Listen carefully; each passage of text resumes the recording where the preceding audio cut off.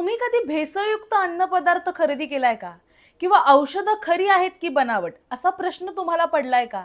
अनेकदा अशा घटना समोर येतात. पण मग तक्रार कुठे करायची, ती कशी करायची याची माहिती नसल्यानं अनेक जण माझ्यासारखे सुद्धा गप्प राहतात. मात्र आता ही अडचण संपणार आहे कारण एफ-डी-एनं नागरिकांसाठी अशी एक नवीन ए-आय आधारित व्यवस्था सुरू केली आहे, ज्यामुळे तुम्ही फक्त आपल्या भाषेत समस्या सांगायची आणि उर्वरित काम ए-आय करणार. काय आहे ही वेबसाईट? चला जाणून घेऊया या व्हिडिओमध्ये. नमस्कार, मी सारिका आणि तुम्ही पाहताय पॉलिटिकल महाराष्ट्र. तर राज्यातील नागरिकांना भेसळयुक्त अन्नपदार्थ, बनावट औषधं आणि निकृष्ट दर्जाच्या उत्पादनांच्या विरोधात तक्रार नोंदवणं अधिक सोपं व्हावं, यासाठी अन्न व औषध प्रशासनानं आता ए-आय आधारित ऑनलाईन तक्रार नोंदणी प्रणाली सुरू केली आहे. या प्रणालीमुळे नागरिकांना मराठी, हिंदी किंवा इंग्रजी भाषेत सुद्धा सहजपणे तक्रार नोंदवता येणार आहे.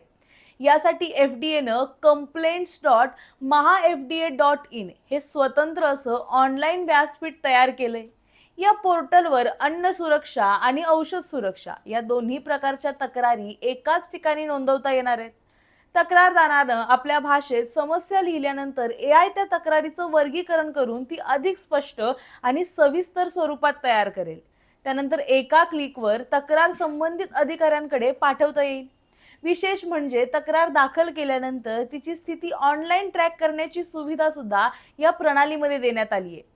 त्यामुळे तक्रारींचं जलद निवारण, अधिक पारदर्शकता आणि डिजिटल पद्धतीनं देखरेख करणं आता प्रशासनाला शक्य होणार आहे. या उपक्रमामुळे नागरिकांचा सहभाग वाढेल आणि अन्न व औषध क्षेत्रातील गैरप्रकारांवर अधिक प्रभावीपणे नियंत्रण सुद्धा ठेवण्यात येईल.